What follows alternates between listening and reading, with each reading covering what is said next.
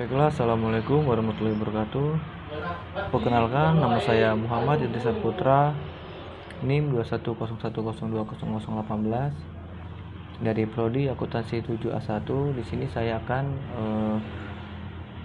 mempresentasikan judul saya, yaitu pengaruh Corporate Social Responsibility atau CSR terhadap nilai di perusahaan pada sektor pertambangan. Di sini saya akan menjawab pertanyaan yang diberikan kepada Pak Ronald. Soal yang pertama yaitu jelaskan bagaimana Anda mengidentifikasi masalah pada proposal penelitian. Yang pertama yaitu tinjauan literatur. Membaca, pelajari penelitian yang sudah ada dalam bidang yang sama untuk menentukan celah atau pertanyaan yang belum terjawab. Analisis, perhatikan isu atau masalah apa yang sering diangkat oleh penelitian lain dan diidentifikasi aspek yang kurang dieksplorasi. Yang kedua yaitu identifikasi kebutuhan praktis. Wawancara atau survei, berbicara dengan praktis di lapangan dapat membantu memaham masalah nyata yang mereka hadapi. Observasi, mengamati fenomena yang terjadi di lapangan bisa memberitahukan wawasan tentang isu yang mungkin belum ditangani oleh penelitian sebelumnya. Yang ketiga, tanya diri sendiri. Pertanyaan praktis, ajukan pertanyaan seperti apa yang belum diketahui pada pesan tersebut, mengapa penting untuk dijawab, dan siapa yang akan diuntungkan dari jawaban ini. Relevansi, pastikan bahwa masalah yang diidentifikasi relevan dan konteks sosial, ekonomi, atau lingkungan saat ini. Terus diskusi dengan rekan.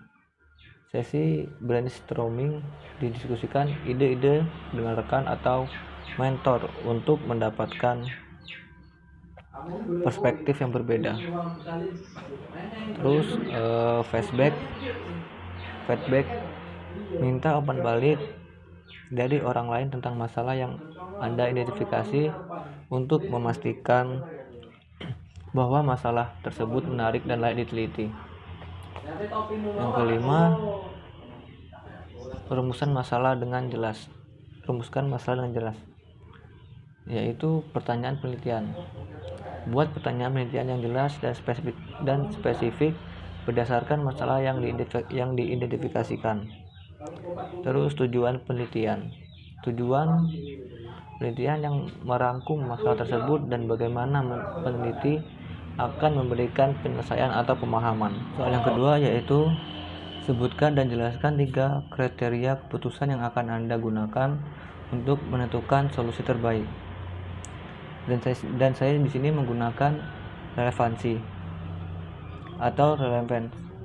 Definisi kriteria ini mengacu pada sejauh mana solusi yang dipilih sesuai dengan isu atau pertanyaan penelitian yang diangkat. Terus pertimbangan. Pastikan bahwa solusi yang diusulkan dapat memberikan jawaban yang signifikan terhadap pertanyaan penelitian dan kontribusi pada pengembang ilmu pengetahuan di bidang tersebut. Contohnya, jika topik skripsi berkaitan dengan pengaruh metode penelitian tersebut terhadap hasil belajar siswa, solusi yang diusulkan seperti penggunaan teknik pembelajaran yang inovatif harus relevan untuk diuji cobakan. Terus yang kedua, kelayakan atau feasibility. Definisi kelayakan merujuk pada sejauh mana peneliti dapat dilakukan dengan sumber daya yang ada, termasuk waktu, dana, dan kemampuan teknis. Terus pertimbangan. Analisis ketersediaan bahan, alat, dan akses ke subjek penelitian harus dilakukan untuk memastikan bahwa solusi dapat diimplementasikan dengan baik selama proses penelitian. Contoh, jika sebuah solusi memerlukan penggunaan alat atau teknik yang mahal atau sulit diakses, hal tersebut dapat menghambat pelaksanaan penelitian pada kita sendiri. Yang ketiga yaitu keberlanjutan atau sustainability.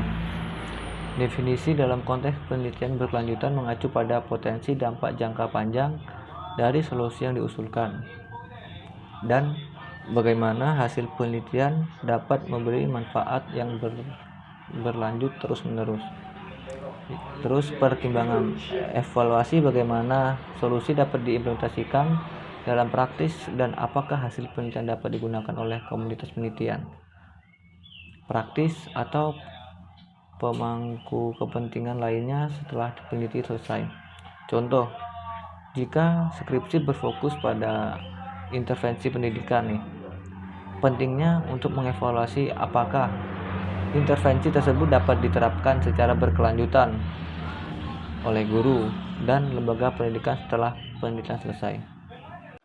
Yang ketiga yaitu bagaimana Anda mengalokasikan bobot pada kriteria yang telah Anda tentukan. Jelaskan. Yang pertama yaitu saya menggunakan identifikasi kriteria relevan. Yang pertama, kepentingan topik. Seberapa relevan dan aktual topik yang diusulkan. Terus yang kedua, keterjangkauan penelitian. Apakah ada data dan sumber yang diperlukan untuk penelitian tersebut. Yang ketiga, keterlibatan metodologi. Seberapa kompleks atau sederhana metode yang akan digunakan. Yang keempat, kontribusi terhadap ilmu pengetahuan. Apa potensi dari dampak penelitian ini terhadap bidang ilmu tertentu. Terus saya menggunakan yang kedua yaitu tentukan skala pemberian bobot. Buat skala bobot misalnya 1 hingga 5, di mana 1 berarti kurang dari penting dan 5 berarti sangat penting. Dan yang ketiga saya melakukan penilaian. Step kriteria dievaluasi berdasarkan skala yang telah ditentukan. Misalnya nih, kepentingan topik, keterjangkauan penelitian, keterlibatan metodologi, kontribusi terhadap ilmu pengetahuan. Terus hitung total bobot.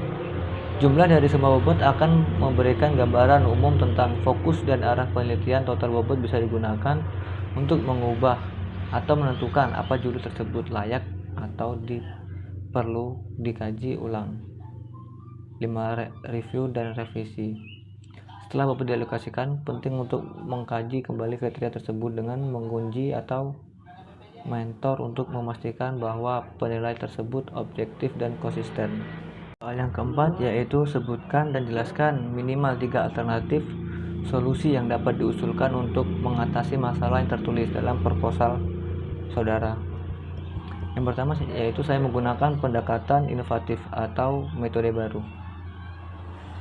Deskripsi, mengembangkan atau menerapkan metode atau teknik baru untuk mengatasi masalah yang ada. Misalnya jika masalah terkait dengan efisiensi dalam suatu proses,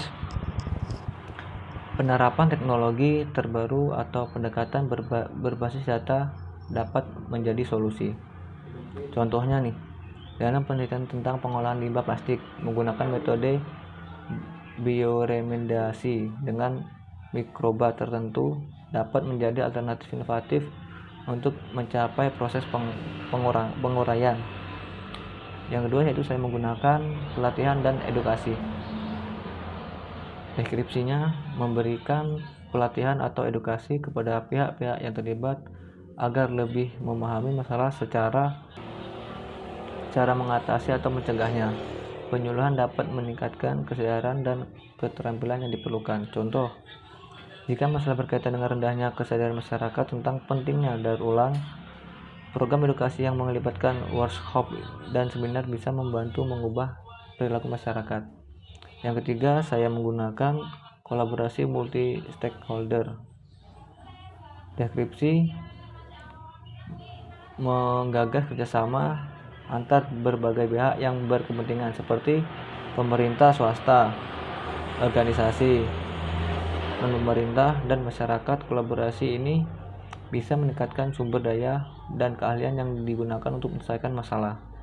Contohnya, dalam konteks masalah kesehatan masyarakat, kolaborasi antar dinas kesehatan, lembaga swadaya masyarakat, dan penyediaan layanan kesehatan untuk melakukan kampanye, penyuluhan, dan pemeriksaan kesehatan secara berkala dapat mengurangi angka penyakit tertentu. Soal yang kelima yaitu bagaimana cara Anda menganalisis alternatif tersebut.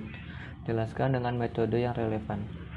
Di sini saya menggunakan metode regresi linear berganda. Tujuannya yaitu untuk mengukur kekuatan dan arah hubungan antar variabel dependen atau nilai perusahaan dengan variabel independen atau CSR dan variabel kontrol lainnya seperti ukur perusahaan, profitabilitas atau reference.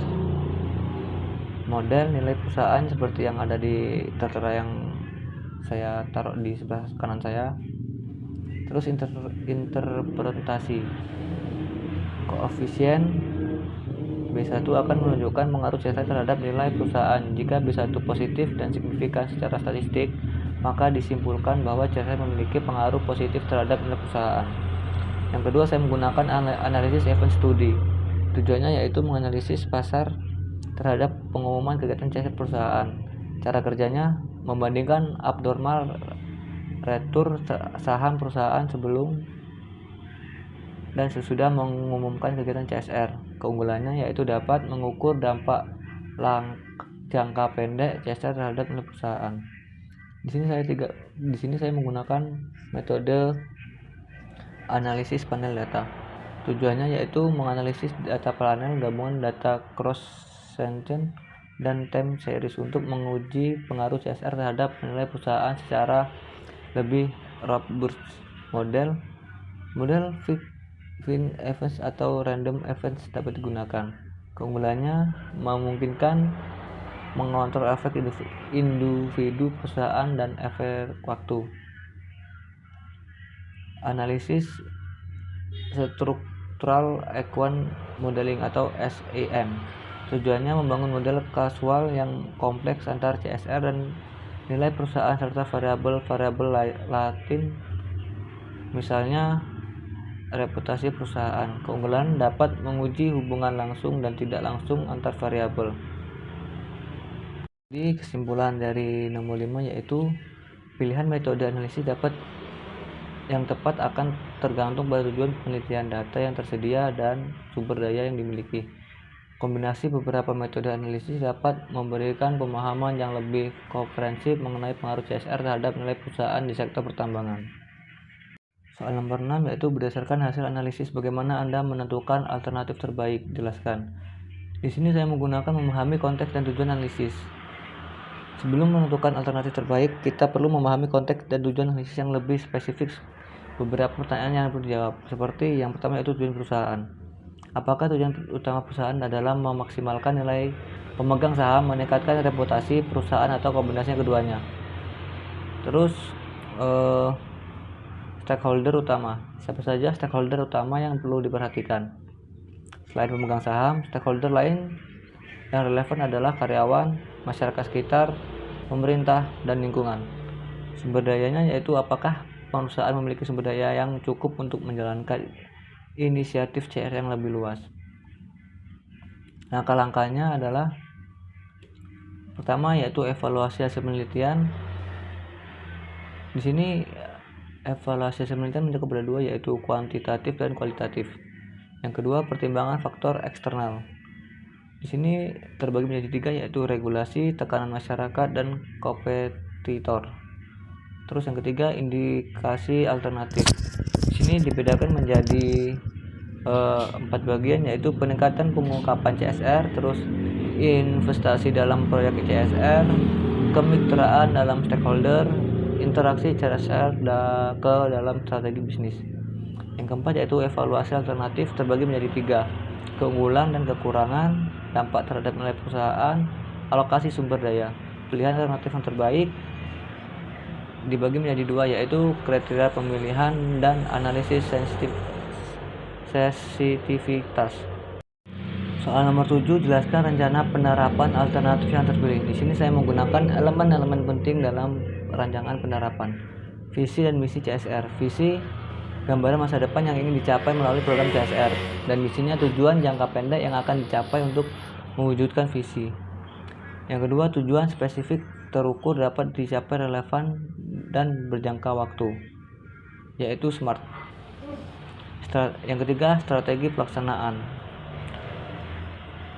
Langkah-langkah yaitu rincian kegiatan yang akan dilakukan untuk mencapai tujuan. Timeline, jadwal pelaksanaan setiap kegiatan. Tanggung jawab, penentu siapa yang bertanggung jawab atas setiap kegiatan. Yang keempat, anggaran, dibagi menjadi dua, yaitu rincian biaya dan sumber daya. Rincian biaya, perkiraan biaya untuk setiap kegiatan, dan sumber daya yang akan digunakan untuk membiayai program. Yang kelima, indikator kinerja utama atau KPI, dibagi menjadi dua, yaitu Patrick, kriteria yang digunakan untuk mengukur keberhasilan program. Contohnya, persentase masyarakat yang terdampak positif oleh program, penurunan limbah produksi. Yang keenam, evaluasi dan pelaporan. Yang ketujuh, mitigasi resiko. Ada dua, yaitu identifikasi risiko, mengidentifikasi potensi risiko yang dapat menghambat keberhasilan program. Rancangan kontingensi, rancangan tindakan untuk mengatasi risiko yang telah diidentifikasi. Contohnya pada PT Tambang Makmur Alternatif yang dipilih. Investasi dalam proyek penghijauan lahar bekas tambang, seperti yang ada di belakang saya ini atau di samping. Soal nomor 8, sebutkan langkah-langkah yang akan Anda ambil untuk mengevaluasi efektivitas keputusan yang telah diambil. Di sini saya menggunakan langkah-langkah efektivitas yang keputusan CSR. Yang pertama yaitu tentukan metrik evaluasi yang relevan. Yang kedua, kumpulkan data. Yang ketiga, analisis data.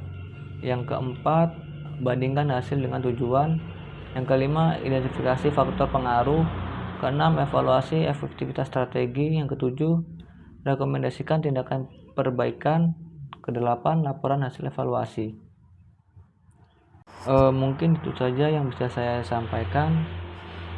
Jika tutur kata saya belepotan, mohon dimaklumi. Saya akhiri. Wassalamualaikum warahmatullahi wabarakatuh.